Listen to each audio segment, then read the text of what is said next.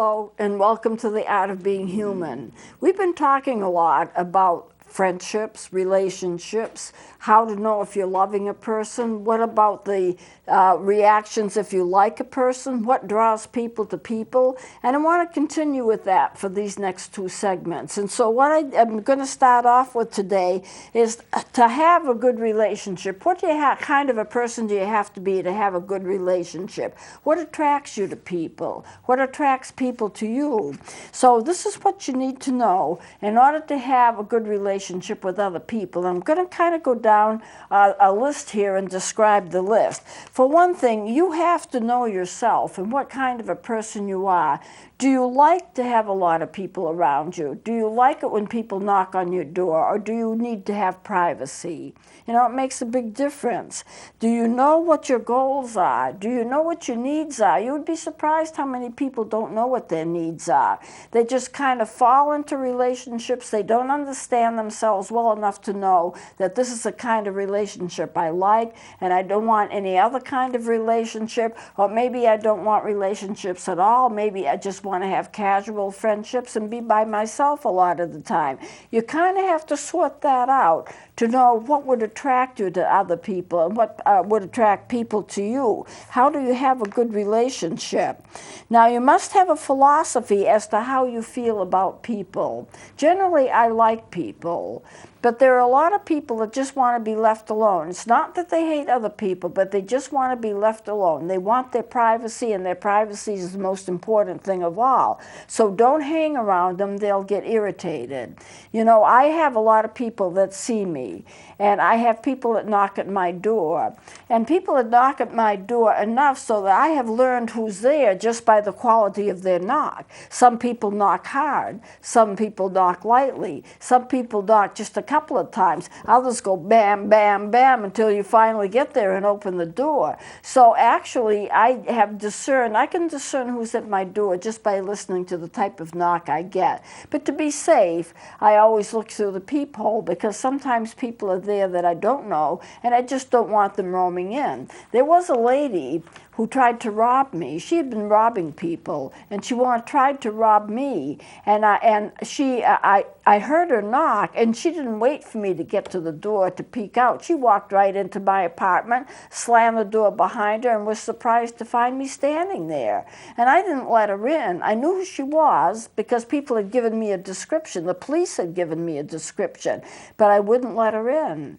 And I kept saying, "Who did you come to see?" And she was flustered. She didn't know what to do. So I kept repeating the question. It's kind of like a broken record kind of statement. Who did you come to see? Who did you come to see? And finally she became frightened. She says, "I'll just leave." And I said, "But who did you come to see?" And finally she left without taking anything. And the police told me that I had done a great job in keeping her from just getting out of bounds and doing something that was inappropriate, because I wouldn't let her in. I mean, she was in my kitchen, but I wouldn't let her go in my living room. And every time she tried to make a step, I made a step to block her. I wasn't afraid of her. She looked frail, and I wasn't afraid of her, but I knew that she was there to steal. I just wouldn't let her do it. So you have to be careful, but you don't usually run into a situation like that. This is kind of an aside that I'm giving you. But you need to know, how do you feel about people, and what is your philosophy about them?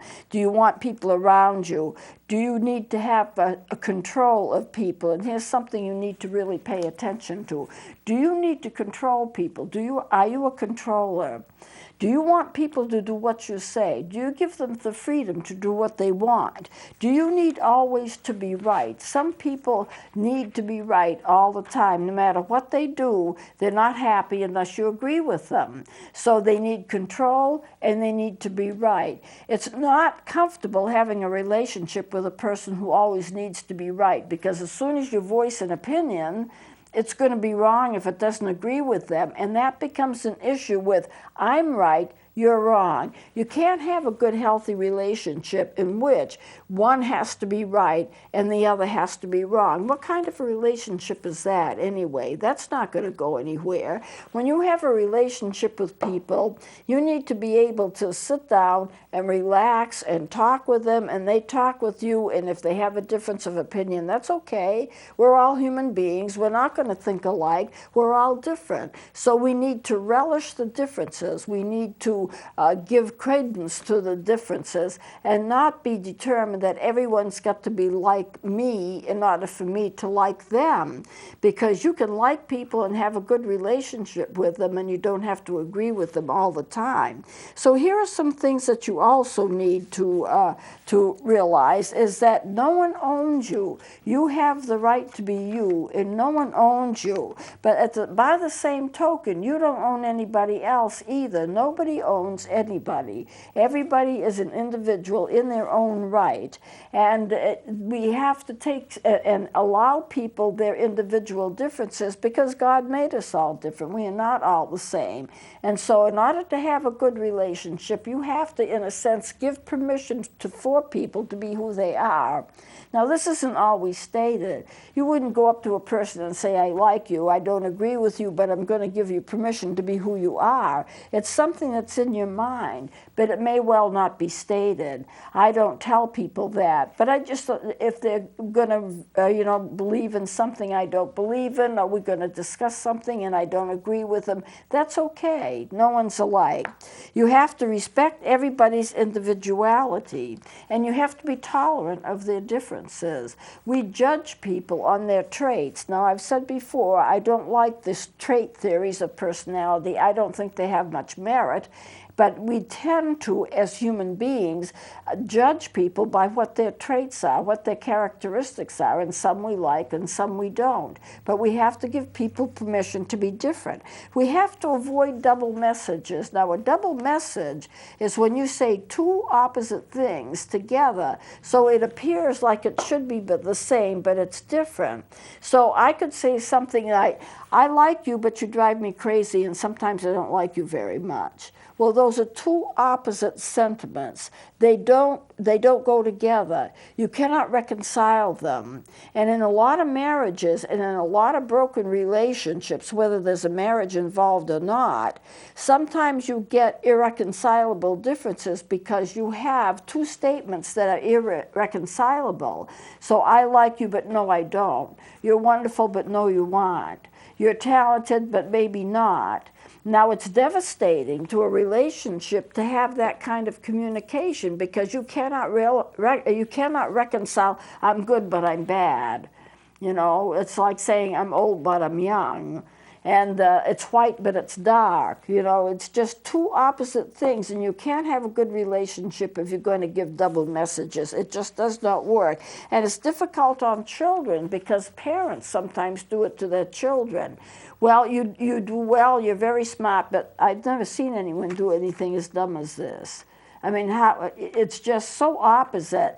And the child is left thinking, am I smart or am I dumb? Well, I don't know. Sometimes I'm smart, sometimes I'm dumb. So what am I? I don't know what I am. And it occurs in marriages too, because the spouse, whoever is getting that kind of treatment, doesn't know if they're loved or if they're not. Does he respect me? Does he not? Well, sometimes he does, but sometimes he doesn't. So what does that matter? Well, it matters a lot, because I don't know what he thinks, because I can't figure him out. And for children, it's a lot like the same way.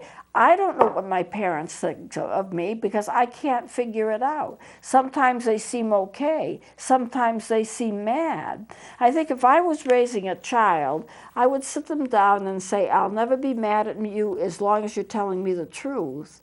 And I'll always tell you the truth, and let it be that way. But as I'm telling a person the truth, and something maybe is difficult for them to hear, I'm also reinforcing their worth. I'm not demeaning them. Never demean anybody. So yes, you made this mistake, but it doesn't make you a bad person. You made this mistake, but you can fix it. You know, it can be resolved. It doesn't make you a horrid person because you make a mistake. What does it make you? Just simply a person who made a mistake. And who doesn't make mistakes? So in order to have good relationships, you have to affirm and validate other people and what they're saying, even if you don't agree with them. But at the same time that you're validating them, you're saying something like, I understand what you mean, I understand what you're saying.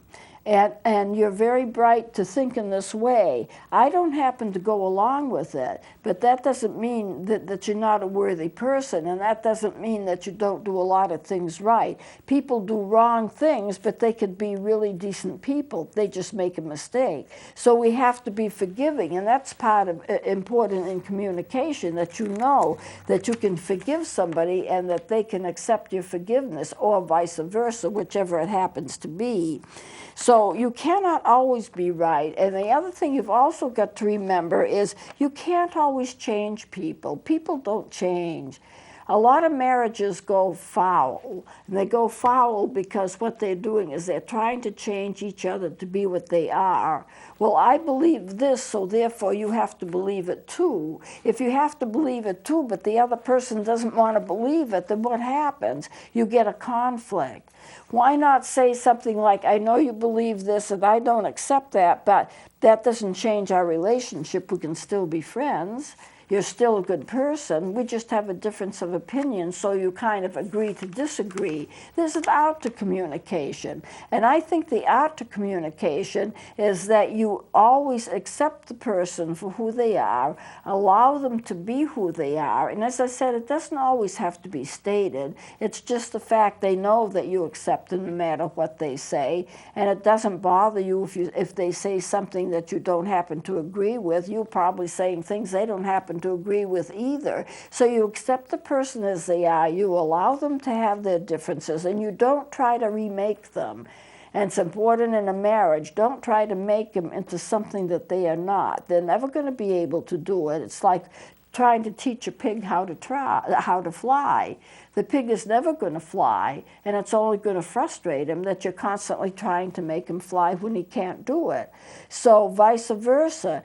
If everybody would accept each other, work with each other, it doesn't mean you have to believe everything that somebody says. Work with each other, help each other, accept each other's differences, and value each other for who they are, even if you don't always agree with them, then life would be a lot easier. It would be much, much easier. So you can't always be right. You can't change people.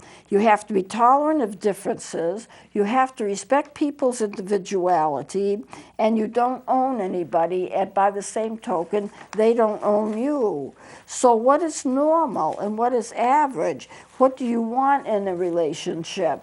Most people want the following things in their life, and it impinges on their relationships. They want an education so that they can have a good job.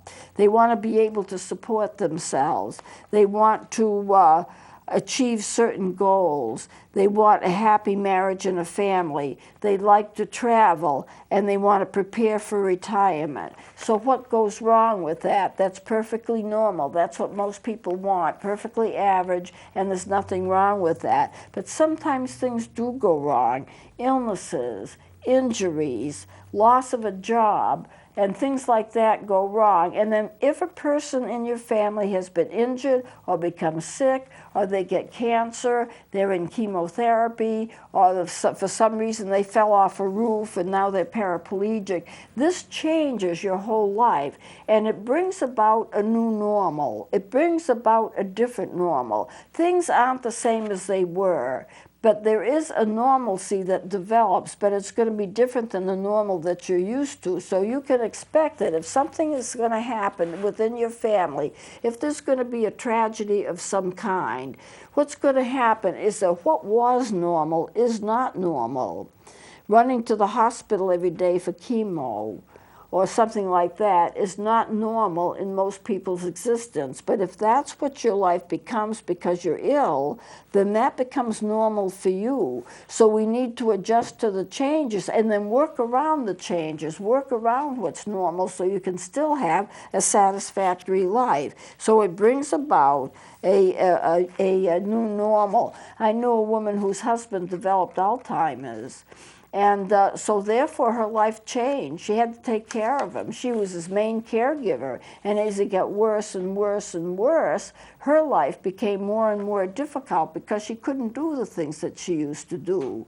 And so therefore her normal changed into something else. But it had to become a new normal for her until finally I think he was put in to a rest home. You have to realize that life changes and you adjust to it. But there are some things you should never adjust to. Never adjust to being abused. Don't put up with it. I had a pastor who said from the pulpit, and I can tell you his exact words, don't put up with abuse. If you are being abused, don't put up with it. Kick the bum out. That's exactly what he said. And I think because he used the word bum, I remembered it. Kick the bum out. If you're being abused, don't put up with it. You do not have to adjust to what everybody else is doing if what they're doing is, in your eyes, immoral. Don't take part in it. And if you're being hurt and if you're being abused, no one expects you to take abuse. You can validate other people, you can help other people, but they don't own you and you don't own them. They can be who they are, you are who you are, and you can affirm each other and develop relationships with each other. But in no way should you ever accept abuse. It's just not part of God's plan for anybody, and you do not have to maintain a friendship with anyone who's abusing you, and if necessary, you need to get out of the relationship. Okay, so let's talk a little bit about emotions. Emotions are not just feelings, but they're states of being. Because when you're having an emotional reaction, that changes your body. It changes your blood pressure. It changes everything. It changes your breathing patterns. It changes how you feel. You breathe faster, you get more anxious, your body reacts to it in an emotional way. And so therefore, if you're in an emotional state, and it doesn't matter whether it's joy or whether it's anxiety, the body reactions are about the same for either one of them. But it is an emotional state. It's not just emotions, but a physical state that you become involved with. Emotions do change you. And in anger, if you're in a state of anger, you do not feel like you at all. You feel different. It's almost like you go into a different zone. And what do? Well, you may yell, you may scream, you may use bad language, you may do other things, you may throw something, you may kick the door. There's all kinds of things that you might do if you're angry. Or you can seethe. You can be a quiet seething where you're angry but you don't say anything. And what happens then is that it gets turned inward. Anger turned inward turns into depression. You need to remember that there's a kind of a cycle here. Your emotions need to be expressed in some way. If you hold them in, they're going to somehow affect you internally. If you express them, you can express them without being violent. You can say, this makes me angry. I'm ticked off at this. You may raise your voice, but you don't have the right to hurt anybody. You don't have the right to destroy property. You don't have the right to throw something and break it, unless, of course, I suppose if it's yours and nobody's home, you can throw a can or something. But normally you don't want to behave in an unkempt way. You need to behave in a normal way, but you still need to have your emotions expressed. You can do that for exercising. You can do that by cleaning. You can do that by going to the gym. You can do that by stating openly, this is what bothers me, and I'm keeping my emotions in control. You don't have to get into fights or anything like that, but you do have to express your emotion in a constructive way. You can do it through the arts, through painting, for music, anything like that. You can express your emotions, but emotions need to be expressed, because if they're not expressed, they do turn inward, and then you get the biological results from that, and that's not necessarily good.